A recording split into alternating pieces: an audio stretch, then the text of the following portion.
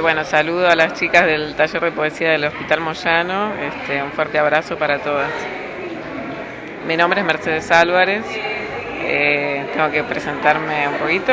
Y mira eso, siempre les pido, si te tuvieras que presentar, si les tuvieras que contar a las chicas del taller algo de vos, ¿qué les contarías? Bueno, les contaría más que nada que esta es mi primera incursión en la poesía. Yo soy más una narradora que una poeta, pero que bueno, ha sido toda una experiencia meterme en este mundo y que seguramente seguiré editando libros de poesía. Eso me gustó. ¿Por qué te cruzaste de charco? ¿Por qué te pasaste de la narrativa a la poesía? Bueno, me pasó fundamentalmente, era muy fácil para mí escribir rápido, digamos, tenía momentos en el colectivo, yendo a un lugar. El último poema que leí, que es un poema sobre un accidente que tuvo mi mamá, estuve mucho tiempo en el hospital con mi mamá y entonces tenía la posibilidad como de en ratitos escribir poesía y me iban surgiendo, cosa que después fui corrigiendo muy poco a poco hasta que se formó este libro. Entonces que muchas veces en el taller nos preguntamos, o algunas veces aparece esta pregunta, si hay una escritura masculina o femenina distinguible. En tu caso, ¿cómo lo ves? Bueno, yo creo que en general no hay una escritura femenina o masculina distinguible, pero sí hay autores o autoras en particular que han trabajado solamente lo femenino y que no les ha importado en lo más mínimo lo masculino. Y ese es el caso, por ejemplo, de Clarice Lispector. Claramente, ¿no? O sea, esta mujer no le importa el universo masculino, ella se centra en lo suyo, lo femenino y cuenta eso, ¿no? ¿Y en tu caso entonces? En mi caso, no diría que hay eso, no. Hay una lectura cruzada en todo caso. ¿En qué ves que se acercan, en tu caso entonces, tu narrativa y tu poesía? ¿En qué se diferencian? Por ahí los temas recurrentes están, los temas de la relación con los hombres, la familia, esos temas están también en la narrativa, ¿no? De diferentes lugares. Siempre en el taller nos preguntamos cómo se escribe poesía. En tu caso, entonces, ¿cómo es el trabajo con la poesía? Es un trabajo muy distinto de la narrativa. O sea, en mi caso, como los escribí estos poemas, me iban surgiendo. Era como pequeñas inspiraciones que después me dedicaba a corregir, pero se escribían de un tirón. Me pasó eso. En cambio, la narrativa es algo que requiere mucho más tiempo. En mi caso lo escribo con muchísima más paciencia, le dedico mucho tiempo a la corrección, pero sobre la marcha. No es como esto, que uno escribe de un tirón y después corrige, ¿no? Eso me pasó. Y si tuvieras que presentar ahora, que se acaba de presentar justamente este primer libro de poesía, ¿cómo lo presentarías? ¿Qué contarías que uno se encuentra ahí?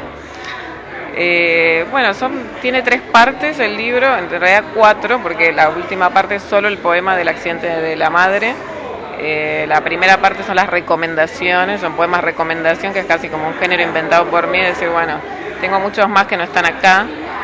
Luego tiene una parte un poquito más estructurada y después ya la tercera parte, que es el último poema que leí, está mucho más desestructurada, mucho más libre, no usa mayúscula, no usa puntuación. Es eso el libro, pero temáticamente es bastante uniforme, homogéneo. Vamos por algunos terrenos del taller. ¿Alguna vez nos preguntamos por los miedos? ¿Un miedo tuyo y qué hiciste o qué haces con ese miedo? El tema de los miedos, bueno, muy difícil. Creo que el gran miedo es la muerte, ¿no? Ese es el gran miedo. Y exorcizarlo. Leer a Séneca, por ejemplo. No hay que tener miedo de la muerte y bueno, la escritura es una forma de exorcizar el miedo a la muerte, ¿no? A partir de un poema de Neruda nos empezamos a preguntar por la felicidad. ¿La felicidad qué es para vos? La felicidad yo creo que está sobrevalorada.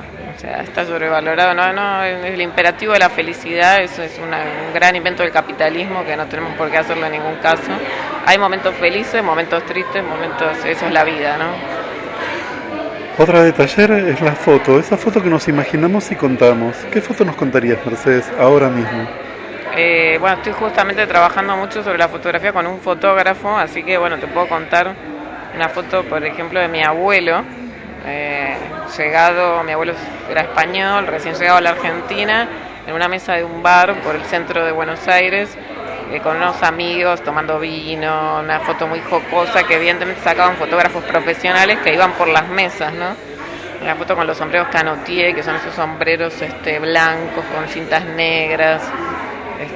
Ya que estamos hablando de fotos, hacemos un zoom y lo vemos más a tu abuelo. ¿Y cómo lo contarías? Bueno, mi abuelo era un personaje Una gran parte de la vida de mi abuela no se sabe porque se casó a los 47 años con mi abuela, o sea que esos 47 años están elididos completamente. Sabemos un poco, vemos esas fotos, pero no había grandes relatos sobre eso.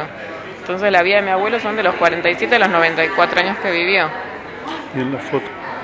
No, y en la foto nos podemos imaginar cualquier cosa, que era tan feliz a los 25 años, qué sé yo, no sé, la verdad es que yo prefiero no sacar esa conclusión, prefiero sacar la pintura del momento, ¿no? Pero contar un poquito más de esa foto, ¿qué se ve de tu abuela en esa foto? Se ve un tipo muy joven y muy divertido con la vida en ese momento, que se ve que trabajaba, que ya había empezado a tener su dinero, que tenía ya un cierto buen pasar, podemos decir, pero que evidentemente todavía podía, después de ir a trabajar y los fines de semana, estar de copas con los amigos, ¿no? ¿Un escritor o una escritora que elijas y un por qué? Y bueno, ya que estamos con Clarici, elijo a Clarici por lo mismo que dije, porque es la persona que no le importa lo masculino, se centró en lo femenino y además, bueno, es una escritora extraordinaria, ¿no? De tu historia, de la historia del mundo, una mujer que elijas y un por qué. Eso es más difícil. Ahora a la mente se me viene, no sé, por ejemplo, Simone de Beauvoir. Simone de Beauvoir puede ser. ¿Y por qué? Porque fue muy importante, ¿no? Esa primera lectura feminista abrió camino a otras lecturas feministas, ¿no? Y aparte era una muy buena narradora, cosa que está más minusvalorado en su persona. La mujer rota, Memorias de una joven formal. Tiene un libro sobre la madre también muy lindo, Una muerte muy dulce. Para mí fue muy importante la figura de Beauvoir en mi adolescencia y en mi formación como escritora. Apuntamos a cerrar. Yo te voy a pedir que vos elijas de este libro que acaba de presentarse, que cuentes la tapa y después que elijas un poema. ¿Cuento la tapa? Sí, porque la tapa la elegiste vos, tapa y contratapa. De una serie de imágenes que me proponía la editorial, que eran bastantes, unas 15. Finalmente elegí esta, que son caballos, y es como un in progress de una pintura, entonces está las partes, hay partes que están en blanco, como por ejemplo las caras, y me parecía que esto reflejaba muy bien imitación de los pájaros, que es esa idea de mirar con un solo ojo a la realidad, ¿no?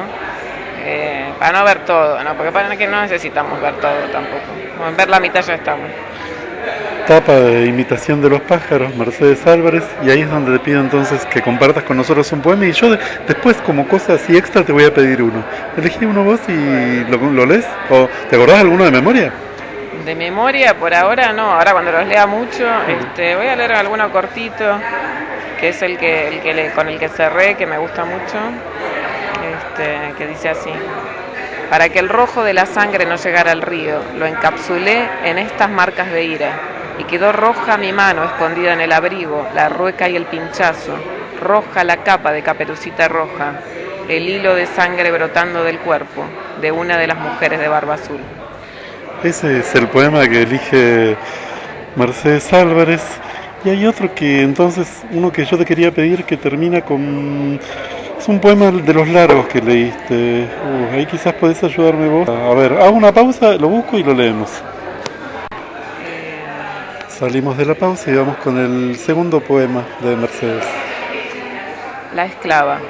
Quisiera a veces poder ir hacia las cosas vacía, dejar en el porche las referencias y la vanidad, desconocerlo todo, perder la memoria, poner la erudición a la altura del barro, no saber qué es un poema, ni una carta, ni una novela, dejar mis comentarios irónicos, mi sensatez y mis buenas costumbres hechos un bollo junto con mis medias caladas al lado del lavarropas, levantarme y no pensar en mi abuela muerta, no sonreír al recordar la cara de mi amante, pensar en aquel hombre que amé como se piensa en una flor o en un árbol, en mi hermano menor como se piensa, por ejemplo, en una piedra de colores brillantes, en mi madre como en un peine rojo, en mi abuelo como en una lámpara.